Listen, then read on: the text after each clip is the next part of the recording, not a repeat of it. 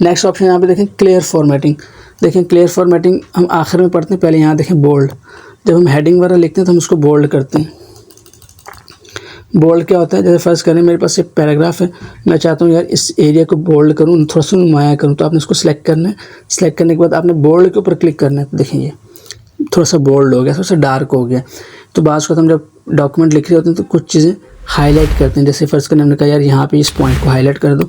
इसका मतलब ये होता है कि अगर कोई पढ़ रहा है तो उसको नज़र आसानी से पड़ जाए, भाई ये जो बोल्ड किया हुआ है इसको लाजमी पढ़ना है। जो डिटेल हम जैसे एग्रीमेंट्स वगैरह बनाते हैं ना, एग्रीमेंट्स तो ब्लैंक होते हैं हमारे पास, लेकिन वहाँ पे जो कस्टमर की डिटेल ऐड होती है, मतलब ओनर के नाम, टेनेंट का नाम, उनका CNAC, उनका एड्रेस, जब हम वो चीज़ें डालते हैं तो हम उसको हाईलाइट कर देते हैं, बोल्ड करके अंडरलाइन कर देते हैं।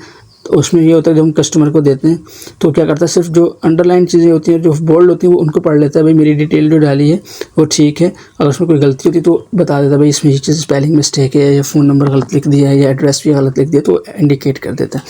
तो मुख्तलिफ हाईलाइट के तरीके होते हैं कि आप टेक्स्ट को कैसे नुमाया कर सकते हैं, कैसे प्रेजेंट कर सकते हैं ताकि आपका डॉक्यूमेंट अच्छा लगे। तो आपने किसी भी टेक्स्ट को सिलेक्ट करना है। सिलेक्ट करने के बाद आपने बी देखिए बोल्ड है, इसको क्लिक करेंगे तो डॉक्यूमेंट बोल्ड हो जाएगा, टेक्स्ट बोल्ड हो जाएगा। दोबारा क्लिक करेंगे सिलेक्ट करने के बाद तो वो अनबोल्ड हो जाएगा। ये देखें तो ख़त्म हो गया। आपने कहा, आपने सबको सिलेक्ट करके बोल्ड कर लिया, फिर आपने कहा नहीं ऐसे करो कि भाई इसको अनबोल्ड कर दो। तो जिसको आपने अनबोल्ड करना है, जिसमें से बोल्ड हटाना है, उस एरिया को सिलेक्ट करेंगे और सिलेक्ट करने के बाद यहाँ से बोल्ड के ऊपर दोबारा क्लिक करेंगे तो वो देखें एरिया जो है वो अनबोल्ड हो जाता है। इसी तरह से अगर आप अंडरलाइन करना चाहते हैं तो आपने सबको सिलेक्ट किया, अंडरलाइन अटैलिक देख लेते हैं, पहले अटैलिक किया तो ये अटैलिक होता है थोड़ा सा तिरछा करने के लिए। ये देखें तो टेक्स्ट को आप थोड़ा सा तिरछा स्टाइलिश करते हैं तो आप अटैलिक कर देते हैं। अगर आप इनको यूज़ करना चाहते हैं तो आप करना, अमूमन हम हेडिंग वगैरह हम इस्तेमाल करते हैं या हम बीच में भी इस्तेमाल करते हैं। अगर हम कोई डॉक्यूमेंट दिखा रहे हैं, जैसे फ़र्ज़ करें, जैसे ये फ़र्ज़ करें मैंने इसको यहाँ से बोल्ड किया तो मैं इसको अटैलिक भी कर देता हूँ। ये देखें इसमें होता है कि एक बंदा नॉर्मल राइटिंग पढ़ रहा होता है, बीच में थोड़ी सी डिफरेंट आती है तो वो इंसान देखता है हाँ भाई इसको पढ़ना चाहिए। तो हम मुख्तलिफ जो टेक्निक इस्तेमाल करते हैं, एक तो हमारे डॉक्यूमेंट की ब्यूटी के लिए, दूसरा सामने वाले को इसके ऊपर फोकस करवाने के लिए भी करते हैं कि भाई ये जो बंदा हमारा डॉक्यूमेंट पढ़ रहा है वो इन हाईलाइटेड पॉइंट्स को लाजमी फोकस करे और इनको लाजमी पढ़े।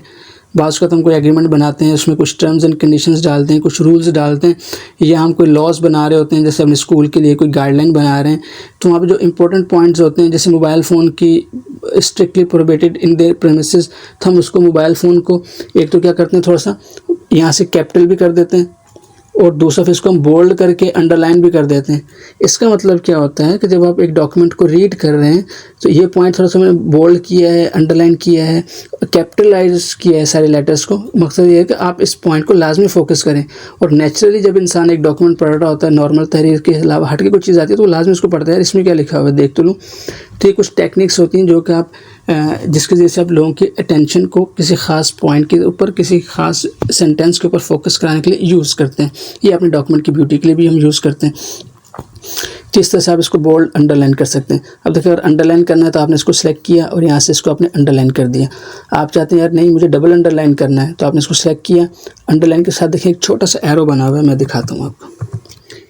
अंडरलाइन के साथ छोटा सा एरो बना हुआ है, जिसके ऊपर भी एरो बना है उसका मतलब इसके अंदर मज़ीद टूल्स या कुछ ऑप्शंस अवेलेबल हैं। जैसे देखिए यहाँ ये फ़ॉन्ट था ना, इसके साथ ये एरो बना हुआ है, इसका मतलब होता है कि आप इसके ऊपर क्लिक करते हैं तो आपके पास और ऑप्शंस खुलते हैं। ये फ़ॉन्ट के ऊपर क्लिक करते हैं तो और ऑप्शन खुलते हैं। ये जो हमने सेंटेंस केस पढ़ा है, चेंज केस, इसके साथ भी एरो बना हुआ है। तो एरो का मतलब होता है कि इंडिकेट करता है कि इसके अंदर कुछ मज़ीद टूल्स अवेलेबल हैं। तो अंडरलाइन के ऊपर भी हैं, देखिए यहाँ पे अंडरलाइंस के ऑप्शंस आ रहे हैं। आपने डबल अंडरलाइन करनी है, मोटी वाली करनी है, डॉटेड करनी है, डैश्ड अंडरलाइन करनी है, इस तरह से मुख्तलिफ ऑप्शंस होते हैं तो आप इनको यूज़ कर सकते हैं। फ़र्ज़ करें मैं कहता हूँ मुझे डबल अंडरलाइन करनी है तो देखिए डबल अंडरलाइन होगी। हर जगह नहीं करते, जहाँ ज़रूरत होती है वहीं ये चीज़ें यूज़ करते हैं, लेकिन ये चीज़ें आपके पास अवेलेबल आपको पता हो कि हैं। आपने कहा मुझे लाइन का कलर चेंज करना है तो देखिए नीचे आएंगे तो यहाँ लाइन का कलर भी चेंज कर सकते हैं आप। ये देखें आपने कहा ये कलर रख लें तो ये कलर रख लें, लेकिन अगर आप लाइन का कलर रख लेते हैं और उसको ब्लैक एंड वाइट प्रिंटर से प्रिंट करते हैं तो लाइन ब्लैक ही आएगी और ग्रे आएगी। और अगर आप कलर प्रिंटर से करते हैं तो फिर ये आपके पास सही कलर में आएगी। तो फिलहाल मैं इसको ब्लैक ऑटोमेटिक जो ब्लैक कलर है वो रख लेता हूँ। तो इस तरह से आप लाइन्स के अंदर भी कैटेगरीज हैं आपके पास।